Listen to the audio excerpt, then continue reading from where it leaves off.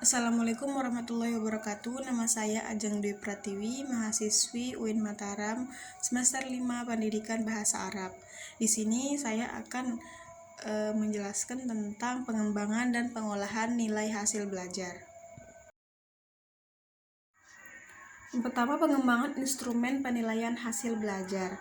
Langkah-langkah yang perlu ditempuh dalam pengembangan tes hasil belajar adalah yang pertama, pembuatan tabel spesifikasi. Tabel spesifikasi sendiri adalah tabel yang memuat ruang lingkup materi atau pokok bahasan dan aspek tingkah laku yang akan dievaluasi beserta proporsionalitasnya.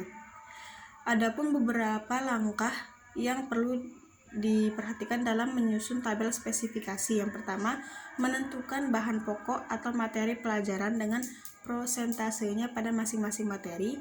Yang kedua, menetapkan jumlah total soal yang akan disusun. Yang ketiga, menetapkan level aspek tingkah laku yang ingin diukur. Yang keempat adalah menetapkan jumlah soal pada masing-masing level. Langkah dalam pengembangan instrumen yang kedua adalah merumuskan indikator. Yang ketiga adalah merumuskan masalah. Yang keempat, melakukan uji coba soal. Pengertiannya bisa dilihat di slide yang ada di video. Yang kelima, ada melakukan analisis butir soal. 6. Memperbaiki soal. Ketujuh, melaksanakan tes. Dan 8. Menafsirkan hasil tes. Dapat kita lihat pengertiannya di slide yang ada di video. Selanjutnya yang kita bicarakan adalah analisis hasil tes belajar. Menurut Suharsini Arikunto, ada 4 cara melakukan penilaian terhadap tes yang kita buat sendiri. Beberapa pertanyaannya itu seperti: 1. Apakah banyaknya soal untuk setiap pokok bahasan atau tema sudah seimbang atau belum?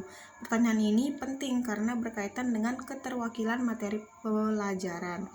Dan bisa kita lihat contoh-contoh yang lainnya yang ada di slide ini. Selanjutnya adalah pengolahan nilai hasil belajar.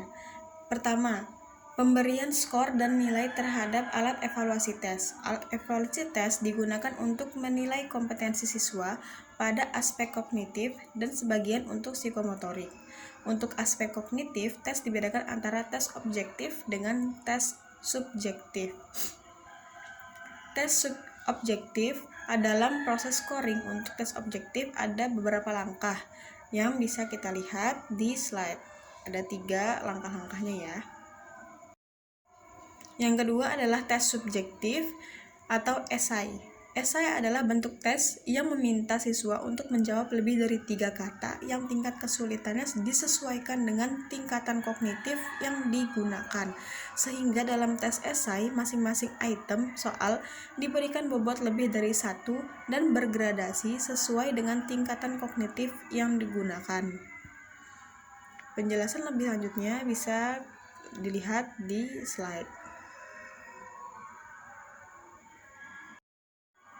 Pengolahan nilai selanjutnya adalah pemberian skor dan nilai terhadap alat evaluasi non-tes. Alat evaluasi non-tes digunakan untuk menilai kompetensi siswa pada aspek afektif atau sikap, yaitu dengan menggunakan observasi, angket, dan jurnal. Non-tes juga digunakan untuk menilai aspek kompetensi psikomotorik. Yang ketiga adalah pengolahan hasil nilai untuk kerja atau praktik. Berdasarkan hasil penilaian untuk kerja siswa, maka diperoleh data atau skor yang menunjukkan kemampuan siswa dalam mencapai kompetensi yang menuntut peserta didik melakukan tugas tertentu seperti praktik sholat, praktik membaca Al-Quran, dan praktik berwudu. Adapun dalam pembelajaran itu adanya program tindak lanjut. Program yang pertama itu adalah program remedial. Program remedial sendiri adalah program yang diperuntukkan bagi anak-anak atau peserta didik yang belum mencapai KKM atau kriteria ketuntasan minimal. Program remedial sendiri ini berupa tindakan pemberian pembelajaran perbaikan agar peserta didik yang tidak mencapai KKM nilainya bisa mendapatkan nilai yang lebih baik dan dapat lulus di semester tersebut. Ada beberapa hal yang harus diperhatikan dalam melaksanakan program pembelajaran remedial. Yang pertama, program remedial dapat dilaksanakan melalui bimbingan secara perorangan. Yang kedua, pemberian bimbingan dapat dilaksanakan secara kelompok. Yang ketiga, jika kesulitan belajar dihadapi oleh sebagian besar siswa, maka program remedial dilakukan dengan melakukan pembelajaran ulang dengan metode dan media yang berbeda sesuai dengan gaya belajar peserta didik. Yang keempat, pemberian bimbingan dapat dilakukan melalui tugas-tugas latihan secara khusus dan memanfaatkan tutor sebaya, baik secara individu maupun kelompok. Hal yang kelima adalah pembelajaran remedial dapat dilakukan sebelum semester berakhir atau batas akhir pemasukan nilai ke dalam buku rapot. Yang keenam, pelaksanaan pembelajaran remedial dilakukan di luar jam pelajaran. Ketujuh, pembelajaran remedial dapat juga dilakukan dengan jalan mengambil beberapa peserta didik yang membutuhkan remedial dari kelas reguler ke kelas remedial. Selanjutnya, setelah melakukan pembelajaran remedial diakhiri dengan penilaian untuk melihat pencapaian peserta didik pada KD yang diremedial. Pemberian nilai KD kepada peserta didik yang mengikuti pembelajaran remedial yang dimasukkan sebagai hasil penilaian harian adalah nilai yang sesuai capaian yang diperoleh peserta didik setelah mengikuti remedial pembelajaran.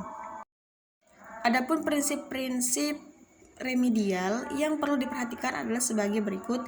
Yang pertama, adaptif, interaktif, menggunakan berbagai metode pembelajaran dan penilaian, menggunakan berbagai metode pembelajaran dan metode penilaian yang sesuai dengan karakteristik peserta didik, pemberian umpan balik sesegera mungkin. Umpan balik berupa informasi yang diberikan kepada peserta didik mengenai kemajuan belajarnya perlu diberikan sesegera mungkin agar dapat menghindari kesalahan belajar yang berlarut-larut dan mendeteksi sedini mungkin kesulitan belajar. Yang ketujuh adalah berkesinambungan. Langkah-langkah program remedial. Yang pertama adalah menganalisis kebutuhan, yang kedua menyusun perencanaan berdasarkan permasalahan pembelajaran, yang ketiga melaksanakan program remedial, keempat melaksanakan penilaian untuk mengetahui keberhasilan peserta didik, yang kelima menetapkan nilai yang diperoleh peserta didik setelah program remedial sebagai nilai akhir capaian KD muatan pelajaran. Hal-hal yang dapat menunjang keberhasilan pelaksanaan pembelajaran remedial itu, yang pertama, kita bisa mengenal peserta didik yang mengalami kesulitan belajar. Yang kedua, kita memahami faktor-faktor penyebab kesulitan belajar dari dalam dan luar diri peserta didik. Yang ketiga, perlu melakukan usaha perbaikan terhadap kesulitan belajar peserta didik dengan dua cara. Yang pertama, mencegah kesulitan belajar agar tidak menular kepada peserta didik yang lain. Yang kedua, menyembuhkan peserta didik yang sedang mengalami kesulitan belajar. Program yang kedua adalah program pengayaan. Ini adalah program pembelajaran yang diberikan kepada peserta didik yang telah mencapai atau melampaui KKM. Fokus pengayaan adalah pendalaman dan perluasan dari kompetensi yang dipelajari. Pengayaan ini biasanya diberikan segera setelah peserta didik diketahui telah mencapai KKM berdasarkan hasil penilaian harian. Pembelajaran pengayaan biasanya hanya diberikan satu kali, tidak berulang kali. Pembelajaran pengayaan umumnya tidak diakhiri dengan penilaian, jadi dalam hal ini berbeda perlakuannya dengan remedial. Baiklah, mungkin hanya ini sekiranya. Semoga bermanfaat bagi kalian. Wassalamualaikum warahmatullahi wabarakatuh.